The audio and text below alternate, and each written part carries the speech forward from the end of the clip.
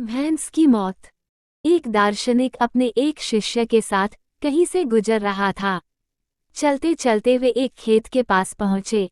खेत अच्छी जगह स्थित था, लेकिन उसकी हालत देखकर लगता था मानो उसका मालिक उस पर जरा भी ध्यान नहीं देता है।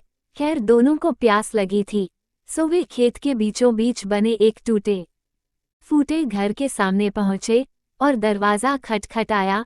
अंदर से एक आदमी निकला, उसके साथ उसकी पत्नी और 3 बच्चे भी थे। सभी फटे पुराने कपड़े पहने हुए थे। दार्शनिक बोला, श्रीमान, क्या हमें पानी मिल सकता है? बड़ी प्यास लगी है। जरूर, आदमी उन्हें पानी का जग थमाते हुए बोला। मैं देख रहा हूं कि आपका खेत इतना बड़ा है, पर इसमें कोई फसल नहीं बोई गई है और न ही यहाँ फलों के वृक्ष दिखाई दे रहे हैं, तो आखिर आप लोगों का गुजारा कैसे चलता है? दार्शनिक ने प्रश्न किया। जी, हमारे पास एक भैंस है, वो काफी दूध देती है। उसे पास के गांव में बेच कर कुछ पैसे मिल जाते हैं और बचे हुए दूध का सेवन करके हमारा गुजारा चल जाता है, आदमी ने समझाया। दार्शनिक और शिष्य आगे बढ़ने को हुए। तभी आदमी बोला, शाम काफी हो गई है, आप लोग चाहें तो आज रात यहीं रुक जाएं। दोनों रुकने को तैयार हो गए। आधी रात के करीब जब सभी गहरी नींद में सो रहे थे, तभी दार्शनिक ने शिष्य को उठाया और बोला, चलो, हमें अभी यहाँ से चलना है और चलने से पहले हम उस आदमी की भैंस को चट्टान से गिराकर मार डालेंगे। शिष्य को अपने गुरु की बात पर यकीन नहीं हो रहा था, पर वो उनकी बात काट भी नहीं सकता था। दोनों भैंस को मारकर रातों रात गायब हो गए।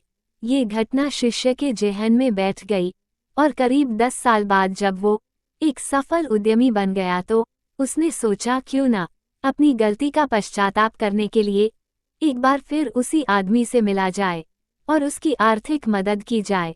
अपनी चमचमाती कार से वो उस खेत के सामने पहुंचा। शिष्य को अपनी आंखों पे यकीन नहीं हो रहा था। वो उजाड़ खेत अब फलों के बागीचे में बदल चुका था। टूटे फूटे घर की जगह एक शानदार बंगला खड़ा था और जहां अकेली भैंस बंधी रहती थी, वहां अच्छी नस्ल की कई गायें और भैंस अपना चारा चर रही थीं।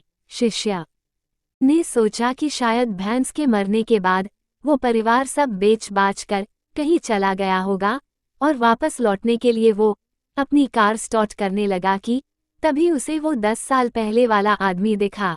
शायद आप मुझे पहचान नहीं पाए, सालों पहले मैं आपसे मिला था।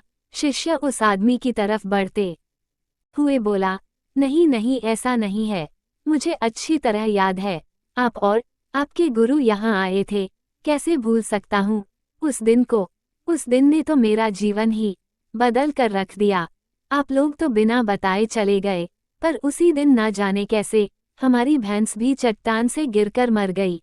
कुछ दिन तो समझ ही नहीं आया कि क्या करे, पर जीने के लिए कुछ तो करना था, सो लकड़ियां काटकर बेचने लगा। उससे कुछ पैसे हुए तो खेत में बोवाई कर दी। सौभाग्य से फसल अच्छी निकल गई। बेचने पर जो पैसे मिले उससे फलों के बागीचे लगवा दिए और यह काम अच्छा चल पड़ा। और इस समय मैं आस पास के 1000 गांव में सबसे बड़ा फल व्यापारी हूँ। सचमुच ये सब कुछ ना होता अगर उस भैंस की मौत ना हुई होती, लेकिन यही काम आप पहले भी कर सकते थे। शिष्य ने आश्चर्य से पूछा। आदमी बोला, बिल्कुल कर सकता था, पर तब जिंदगी बिना उतनी मेहनत के आराम से चल रही थी। कभी लगा ही नहीं कि मेरे अंदर इतना कुछ करने की क्षमता है, सो कोशिश ही नहीं की।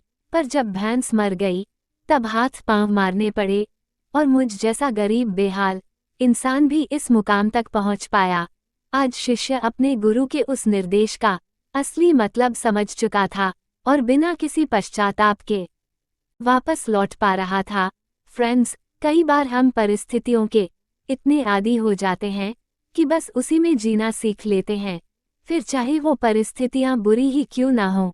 हम अपनी जॉब से नफरत करते हैं, पर फिर भी उसे पकड़े पकड़े जिंदगी बिता देते हैं।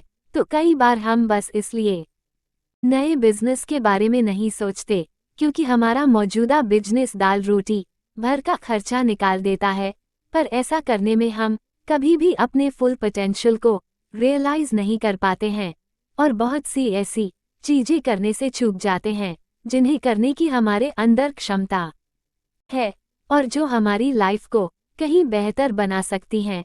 सोचिए, कहीं आपकी जिंदगी में भी तो कोई ऐसी भैंस नहीं जो आपको एक बेहतर जिंदगी जीने से रोक रही है।